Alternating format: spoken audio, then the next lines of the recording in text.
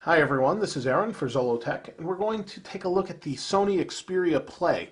This is the PlayStation phone that runs Android. So let's go ahead and take a look at what's inside here. Just a simple box.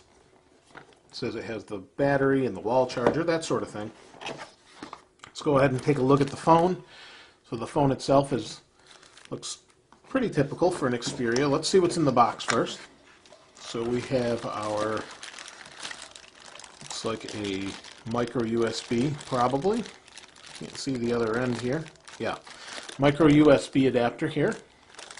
Your normal wall adapter with USB plug. We have, I guess, what looks like an audio jack extension. It's interesting. And we have a battery along with some paperwork.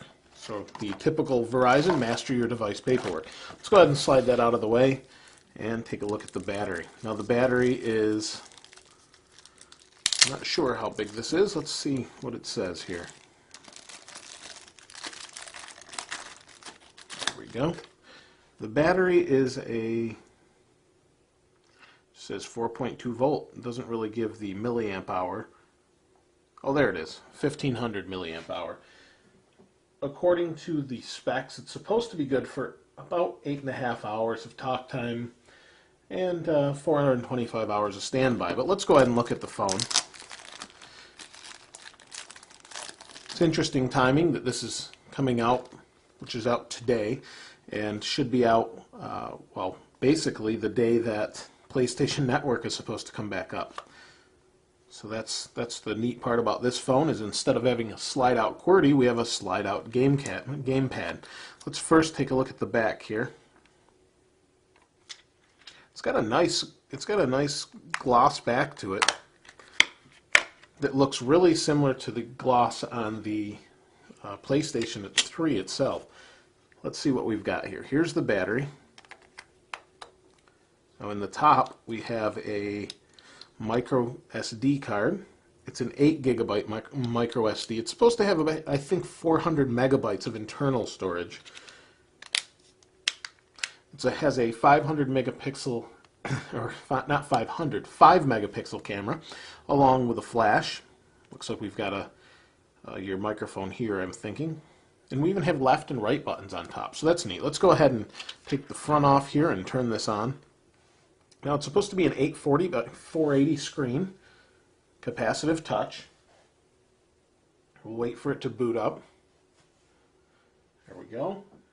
Pretty reflective screen, but overall the device looks really nice and sharp with this gloss cover on it. I just don't know how well it's going to handle scratching, that sort of thing. Still booting.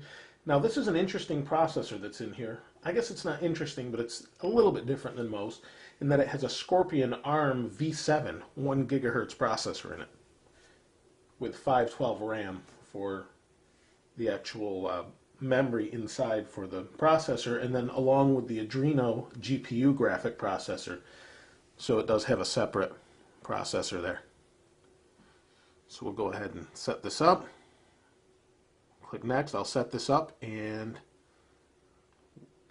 the R800X. I'll go ahead and activate it and be back in a moment. Now I have the Xperia Play set up. This is the main home screen. We have our app drawer. This is a 4-inch screen. I failed to mention that before. It does support Flash, and the touchscreen is very good so far. Inputting my name, that sort of thing. Looks like standard Android here. Now we've got Bruce Lee, Asphalt 6, Crash Bandicoot, Madden NFL 11, Star Battalion, The Sims 3. I had heard that this actually came with 6 games, so it looks like it does. Now let's go ahead and go home, see what kind of Android version it has on it. That was some bit of a debate. So it's got 2.3.2, which is nice. I believe that's Gingerbread, so that's pretty neat. But does not use their overlay. It's very fast. Everything scrolls really nicely, and that graphics accelerator should help. Let's go ahead and open Crash Bandicoot and see what it looks like, and that'll be just about it. We'll go into more detail a little bit later. Just wanted to do a quick unboxing, see what this is like. Looks like a PS1 game.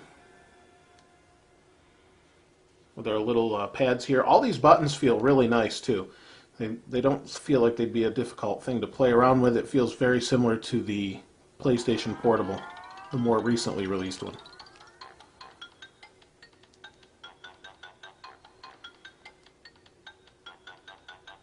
Sound is pretty good too. Headphone jack is on the bottom there, along with the micro USB. Naughty Dog, there we go. On this side, here's our volume rocker on the top, it looks like. There we go. Pause. Okay, so these are a rotate, we can move around. So I'm going to go ahead and play around with this a little bit, and we'll go ahead and check out later what this is all about. Obviously it's not in widescreen, as you can see here. You can walk around. It's pretty fast and responsive, so that's nice. I'm not sure what happens when you get a call, that sort of thing, but we'll check that later. So I'll go ahead and, like I said, we'll check it out a little bit further, but please feel free to comment below, and I'll try and do a question session like I did on the other one, the other video for the Revolution. This is out today, and depending where you get it, ranges from $99 on contract. I found that on Amazon. I'm not sure what it is at your local store, but be sure to check those out. This is Aaron. Thanks for watching. We'll see you next time.